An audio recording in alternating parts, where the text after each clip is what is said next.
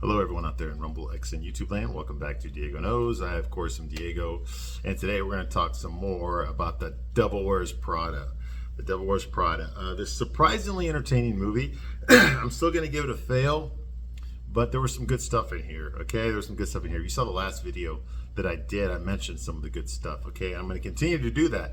Hey, just because I'm a straight guy reviewing chick flicks, okay, does not mean I'm going to lie. Okay, it doesn't mean that I'm going to say a movie sucks just because it's for girls. Okay, I'm not. Okay, I'm judging this objectively. Okay, there's several chick flicks that I've reviewed that I've never seen before. I watched them and I thought they were pretty damn good. I was surprised. I really was. All right, so if I see something good, I'm going to call it out. It's good. It's good, you know? And there is some good stuff in this movie. This is far from one of the worst movies I've ever seen. Okay, as far as this genre goes. All right, there's some unbelievable stuff in there, okay, but most of it's explainable, not all of it, okay. And like I said, where the movie really falls apart is the third act, okay, the resolution, if you want to call it that. It doesn't resolve anything, okay. But that's the part that I had a problem with, okay. And unfortunately, you know, if you're ending, the whole movie can, Act 1 and Act 2 can be great, but if Act 3 drops the ball, man, the movie drops the ball. Okay, and that's what happened, okay? But we haven't gotten to Act 3 yet, okay? We're still talking about what's going on here, all right? Real quickly here, I haven't done this in a while, but I'll go ahead and do it real quick. All right, now for some of you, right there at the top, okay, the top one right here, okay, that is my X. That's my X, okay, where I post all these videos on there, okay? That's my X there. And then this one right here at the bottom, Diego de la Vega Knows, that is my Rumble. Okay, so I post all these videos on Rumble as well. Okay, and the reason I'm doing that is because obviously Google, who knows how long Google is going to be around. Okay, they tend to get rid of people that don't agree with them politically. Okay, and no wonder. Okay, where's Google? Google's only, okay, I mean, YouTube, where's YouTube? Okay, it's owned by Google. Okay, where's that? Silicon Valley. Where's Silicon Valley? It's in San Francisco. Where's San Francisco? California. Okay, it's just woke upon woke upon woke. Okay, you know damn well who those people voted for in this past election. Okay, and if you say anything contrary to their agenda or what they've been trying to do for the past like 14 years or so, or even longer, then you know they tend to censor you. Now I'm small fry. I mean, they don't care about me. They don't watch me or nothing like that. But, you know, when people ever get big, you ever notice that when people that speak the truth on YouTube, when they get really big, all of a sudden they get demonetized for nothing. They didn't break any rules. They just get demonetized because someone in the higher up decided that the world doesn't need to listen to them anymore. Okay? And because I speak the truth here, I am in danger of that. So I make sure that I post, you know, not just here, but you can watch it on X. Okay? And you can watch this on Rumble too. Okay? Just so you know. I haven't done that in a while. That's why I'm doing it right now. Okay, but we're talking about The Devil Wears Prada here. Okay, now in the last video I made, we talked about Andy, how Andy was basically talked down to by her boss, Miranda Priestley, the queen bitch herself, the editor-in-chief of Runway magazine, a fictional magazine, but it's based on the real-life Dame Anna Wintour, who was the editor-in-chief of Vogue magazine back in the day. I think she still is. Honestly, I don't know. I don't care. Okay, who apparently was a real-life bitch and a half to work for. Okay, the woman that wrote the book, Lauren Weisenberger, okay, she worked for Dame Anna Wintour as an assistant for 10 months and then she quit. Okay, so this movie is based on her novel about her experiences of working for Dame Anna Wintour, okay, in Vogue magazine. Obviously, they don't want to get sued, so she had to change the names. Vogue magazine is now Runway magazine, and Anna Wintour is now Miranda Priestley. Okay, but you get where I'm going with this, all right? So this is basically her testimony as to what it's like to work in the fashion industry, okay? Now here, in the last scene that we talked about, Miranda basically talked down to Andy, okay? Andy was noticing Miranda doing her job, picking out outfits, complaining like she always does. Why don't her assistants have things ready? Why is it so difficult to find good help? Why does no one ever bring her what she wants? Why is it, you know, she's like that. And Andy kind of says something like, she can't tell the difference between two belts. They're both blue, okay? And so, and she calls it stuff. The clothes that they're trying on, that they're looking at are stuff. So, of course, this pisses off Miranda. So Miranda explains to her in this big monologue about how the fashion industry, okay, even though that Andy doesn't realize it, she is connected to the fashion industry. Everyone is connected to the fashion industry. They just don't realize it. And she explains how, when one designer decides to do something, another designer kind of copies it. Next thing you know, all the lower class designers are all copying the same thing. Okay, some of it sells, most of it doesn't. The stuff that doesn't sell, doesn't catch on. It ends up at some regular department stores like a Walmart or a Casual Corner or something like that. Okay, and where eventually someone like Andy will find it in the bargain bin and buy it and then wear it to work. Okay, so so exactly. So Miranda explains this, okay, in a very patronizing way to Andy, how it's funny for her to think that none of this stuff matters.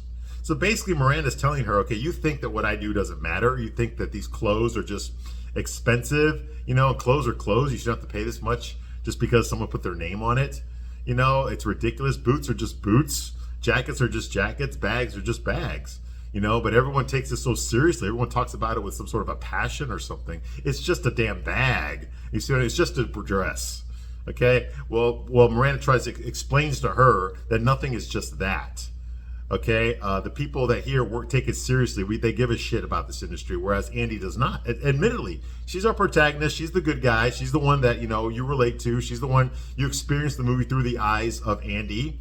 Okay, but Andy does not give a shit about the industry. She's just working there as a stepping stone to further her career in journalism. She just wants to put the magazine on her resume. That's all she cares about. So she doesn't understand why people go all crazy over an industry that she really doesn't give two shits about.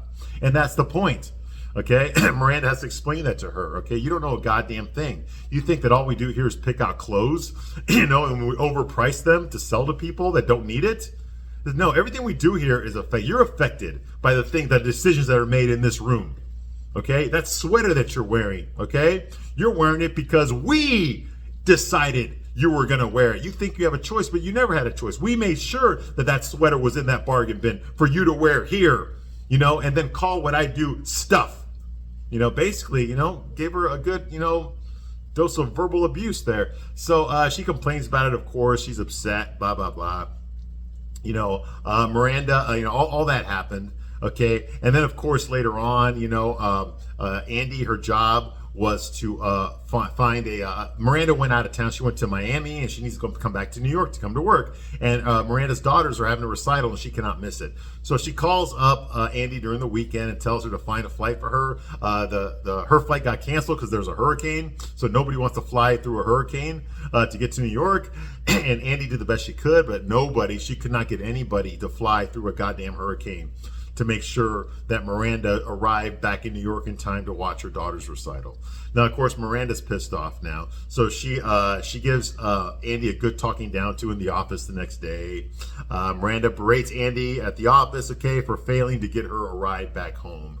Okay, she explains that the other girls that she hired, okay, that actually do care about fashion, okay, that preceded Andy, okay, were disappointments to her.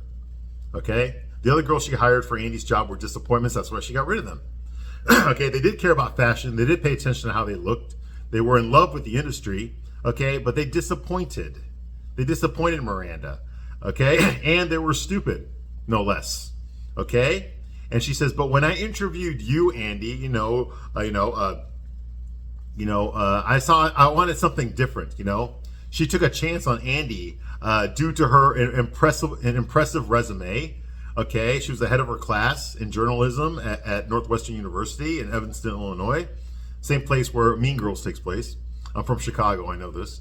All right, she had an impressive resume and an impressive work ethic as well. Okay, so that's why she decided to take a chance on a fat, smart girl. That's what she calls Andy. So I decided to take a chance on a fat, smart girl. She's calling Andy fat. Andy's not fat, okay? Anne Hathaway's not fat. Okay, at least not in this movie. I mean, I saw her in The Dark Knight Rises, okay, where she was in that tight Catwoman outfit, and she looked really good. Okay, so no, Anne Hathaway's not fat. She's not necessarily my type, but she's not fat. Okay? But she calls her fat. I decided to go, instead of going with the pretty, young, fashion conscious girls, that ended up being stupid, I decided to go with the fat, smart one with an impressive resume and a great work ethic, okay? But you ended up being a disappointment just like the others, okay? That's what she says, okay? I had hope for you, Andy. I live on hope, okay? But you disappointed me, okay? In fact, you disappointed me more than the others because you were smarter than the other girls and you still fucked it up. See what I mean? That's the kind of person Miranda is, okay? She doesn't give a shit about Andy's feelings or anybody else's feelings in that office, okay? So she dismisses Andy, okay? And she tries to explain, Andy tries to explain to Miranda that she did her best, but like Miranda's done listening, okay? So she leaves the office, okay? She walks out of there after having her ass chewed, all just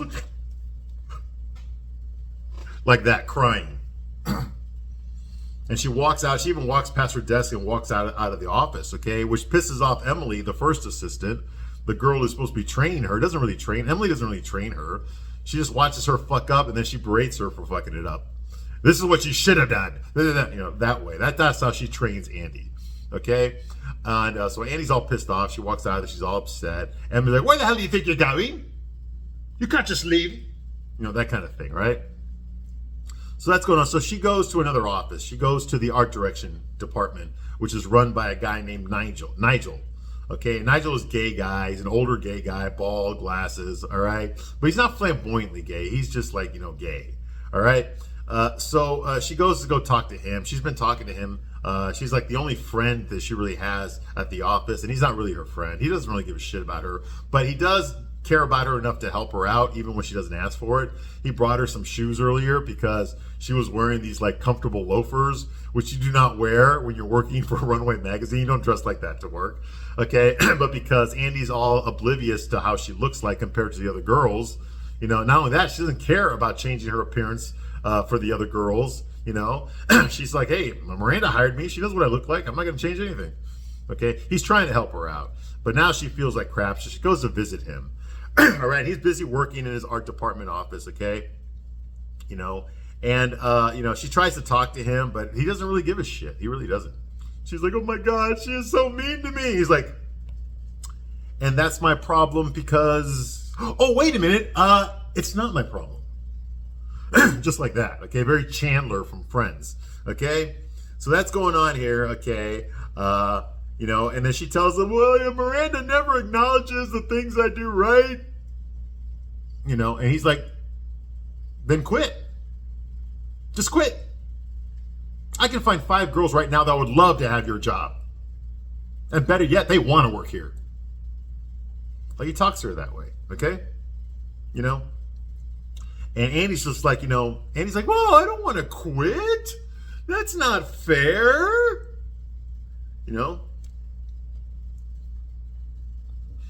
She just feels extremely unappreciated by everyone there, not just Miranda, for all her hard work. I mean, we have seen montages of her busting her ass. She's walking Miranda's dogs. She's picking up sporting goods at the store and then changing the order at the last minute. She's, she had to take Miranda's car to the shop to get the brakes checked out. She has to walk Miranda's dog. I mean, she has to, do all these crazy things for Miranda. She had to go get the coffee. She's got to go do in the morning before she even shows up to work. She's got to be there with the coffee. She's in charge of hanging up Miranda's coat. Just stupid things like that. Okay, and she has been busting her ass and answering the phone and doing all that kind of stuff, right? So she's been busting her ass, okay? And she feels unappreciated, okay, for her hard work. And Nigel just looks at her. I like this scene. This is another good scene in the movie.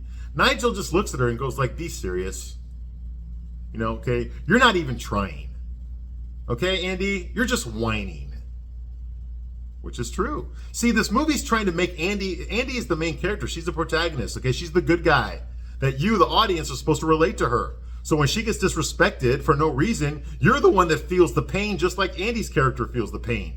Okay? So you're invested in Andy. Andy's the good guy. It's Miranda that's the bad guy. But now all of a sudden that's starting to shift. We're starting to realize that without Andy trying to be a bitch, she actually was the bitch in this situation. Now let me explain. Okay, Andy is not there because she loves the fashion industry. She's just trying to, it's just a stepping stone for her to pursue her journalism career. She just wants to put this magazine on her resume and then leave. That's why she doesn't dress like the other girls at work. That's why she doesn't act like the other girls at work. Okay, that's why she can't understand why everyone takes fashion so seriously, because she doesn't take fashion seriously. You know, you see what I mean? And that's what Nigel points out to her. He's like, you're complaining that people are mean to you? You're the one that doesn't give a shit. You're not even trying. You're just complaining. You're just whining. Which is true. Okay, and I'm pretty sure a lot of women that watch this movie for the first time who are on Andy's side the entire time just got a big fucking wake-up call. Like, well, wait a minute. Maybe Andy is fucking it up. I never considered that Andy might be the one fucking it up here. You know, and it's true. She was. I agree with Nigel here, okay? You know, he tells her, you know, you're not even trying. You're just whining. Oh, poor Andy. Whoop-boo. Miranda's picking on you. Oh, boo-hoo. Wake up. Miranda is just doing her job. True. Miranda is not the editor-in-chief of Runway Magazine because she's a bitch. Okay? She's not the high man on the totem pole, okay? Because she fucked someone to get the job. Okay? The reason she's in charge is because she's good at her fucking job. She's good at what she does. That's why she's there. She earned her spot. Okay? So you have to show her that you're just as ambitious and just as hardworking and give a shit like she does. She sacrificed her marriage. She sacrificed her children. She sacrificed any sort of a personal life for this magazine so that she could be the queen boss bitch. And if anyone wants to rise up and work for her to do the same thing, they better put in the same fucking enthusiasm and effort and make the same sacrifices that she made. You see what I mean? That's what she expects. She expects 150% from everyone that works for her because that's what she gave in order to get to where she is. And here's Andy, who thinks she's doing a great job, but she's not putting in the effort. Not the way everyone else is. You see what I mean? So Nigel tells Andy, says like, you're working at the place that published some of the greatest artists of the century. What they created here, okay, is greater than art because you live your life in it. Well, maybe not you, but other people do. Okay? This isn't a magazine. You think this is just a magazine. It's not. It's a shining beacon of hope. For who? I don't know. Maybe some gay boy with 6 brothers who was supposed to be at soccer practice, but instead was teaching himself how to sew and then reading Runway Magazine underneath the blankets at night with a flashlight. You have no idea the legends that have walked down this hallway. And worse, you don't care. And you want to know why she doesn't kiss you on the forehead and give you a gold star on your homework every day? Wake up, sweetheart. And Andy, of course, this is the second time she's been asked to today, is just like, and honestly, I was that way too when I saw this scene. I was like, holy shit. And this doesn't just apply to the fashion. This is any industry. I've worked in industries, okay? It's the private sector. It's capitalism, okay? You're expected to produce. If you make money for the company will take care of you. But you got to prove that you can do the job. You've got to get results. You've got to hit those numbers, okay? That's how it works. If you're capable of doing that, you become more valuable. Okay, but if you're going to rise the corporate ladder, if you're going to bust your ass, you're going to have to sacrifice a lot of things, okay? You have to sacrifice your weekends. You know, you have to work overtime. You're not going to have time to go out on dates and stuff like that or see your spouse all the time, okay? Or parent your kids, okay? You're going to be too busy fucking taking care of the company. That's going to be your priority because the company takes care of you, takes care of your family. That's the give and take. You see what I mean? But in order to rise up, you've got to outperform everybody else. And the only way to do that is you've got to work harder. Okay? Which means you have to give up those things. Okay? The job comes first. It's the only thing that matters. Okay? That's the level of commitment that you have to have.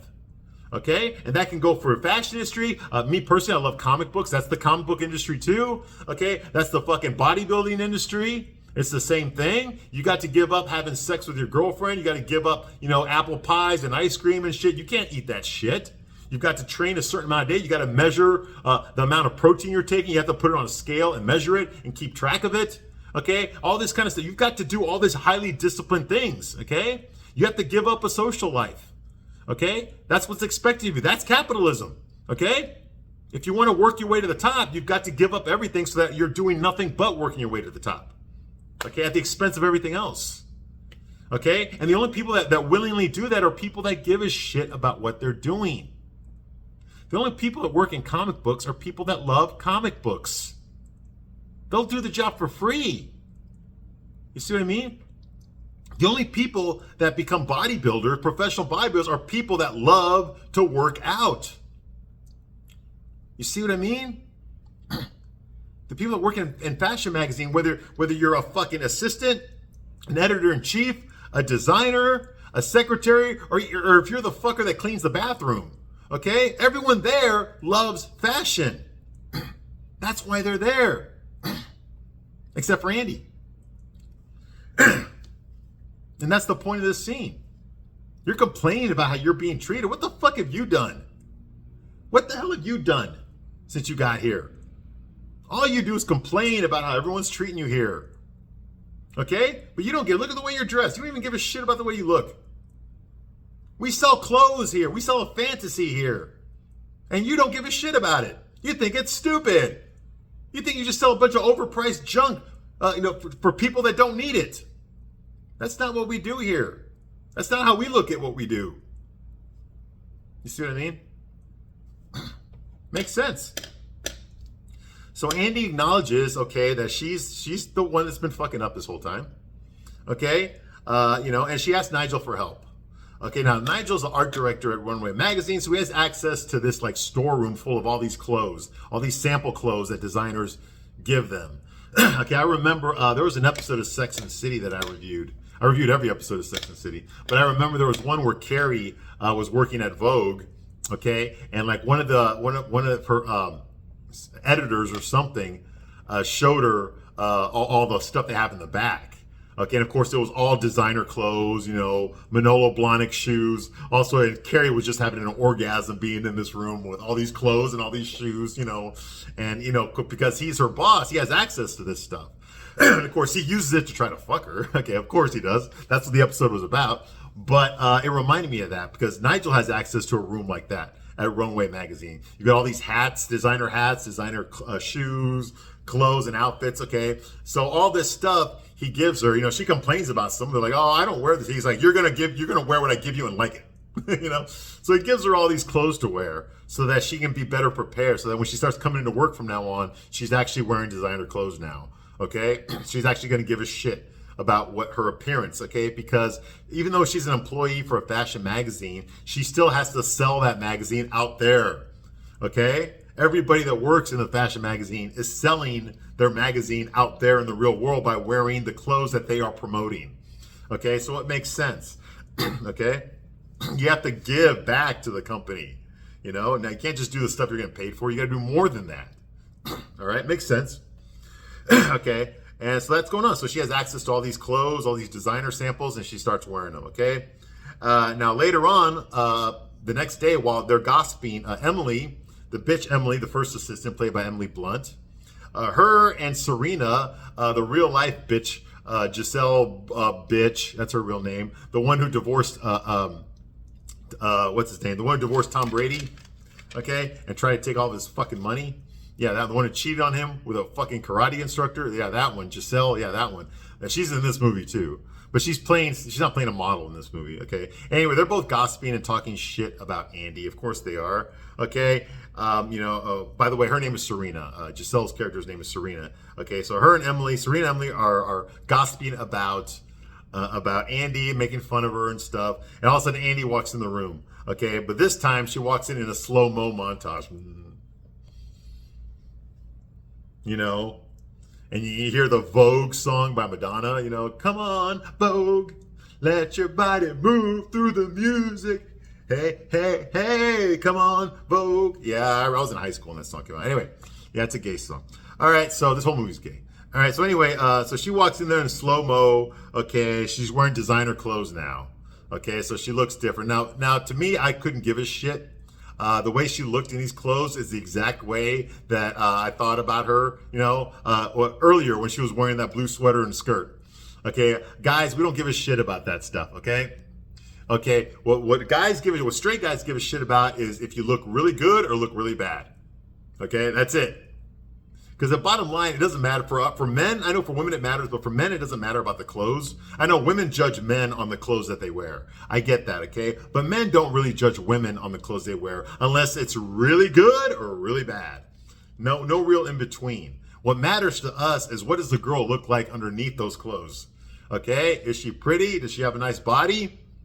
Okay, or does she just, you know, an average looking girl or a below average looking girl wearing a bunch of expensive clothes? You see what I mean? It doesn't affect us, okay?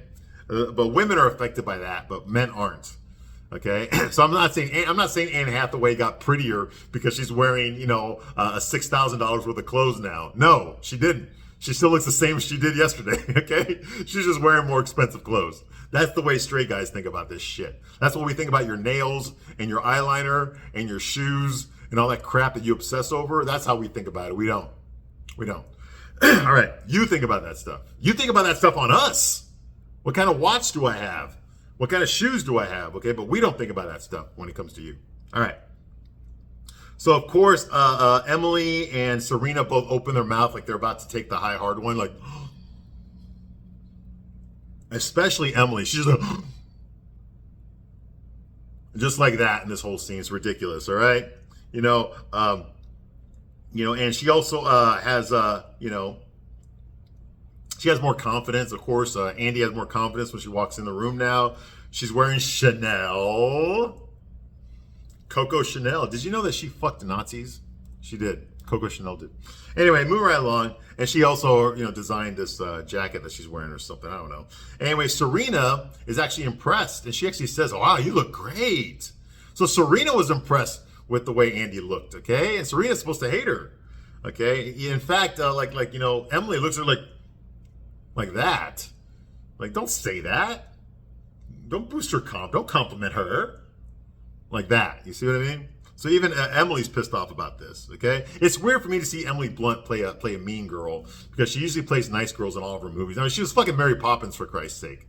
All right, Emily Blunt was, okay? So it's weird for me to see her, act like a mean girl. She always plays good girls in all of her movies. Because at the time this movie came out, Emily Blunt was not a leading lady. She was not an A-lister, but she is now. So, she doesn't do roles like this anymore in her career, okay? Now, if her career suffers, if she stars in a bunch of flops, she'll end up doing roles like this again. All right. Anyway, moving right along, okay? Okay, so Andy stuns her boyfriend. Okay, she visits her boyfriend when he gets off of work wearing these expensive clothes. Okay, and like I said, this is bullshit. Okay, guys don't care. It's still your same girlfriend. Okay? Just because she's wearing these clothes now does not mean she's going to fuck you better tonight. Okay? It doesn't. She's going to fuck you the way she's always been fucking you. All right? And that's the truth. That's the truth, okay? They say clothes make the man. That's probably true. They do not make the woman, okay? Like, unless it's really, really awesome or really, really bad, okay? So that's going on here, okay? Blah, blah, blah, okay? We still hear the Vogue soundtrack, okay? He looks at her like, whoa, hey. And she's like, what do you think? He's like, I think we better get out of here before my girlfriend shows up. Which I think was a cool line. I might use that one myself. Thank you very much for giving me that. All right. So, so that goes on here. Okay. And they end up leaving together, blah, blah, blah. And then we get a montage okay, of Andy, okay, wearing different designer clothes. Like I see her getting up in the morning, putting her clothes on, walking out of her apartment, you know, getting a cab, crossing the street, walking towards the office building, getting on the escalator, the elevator, walking into her office. We see this montage of her doing that, but every time we see it, her outfits keep changing. Boom, boom, boom, just to show you the passage of time. That she's wearing designer clothes every single day now to work, okay? So that's going on now, okay? Outfits every day to work, okay? And she's better, she gets better at her duties too, at her job. She's starting to pick up the culture, she's starting to pick up the responsibility, so she's getting better at her job, okay? You know, as well. And even Miranda is impressed. She's impressed the first time she notices Andy and notices that she's actually dressed nice. Like that, she actually gives her another look. Oh, okay. Now you're shaping up, okay? So I thought that was kind of a cool scene. All right, I'm going to stop my review right here, but I'll be back shortly to continue my review of The Devil Wears Prada. I thank you very much for watching this long, and I will see you soon on the next one. Bye.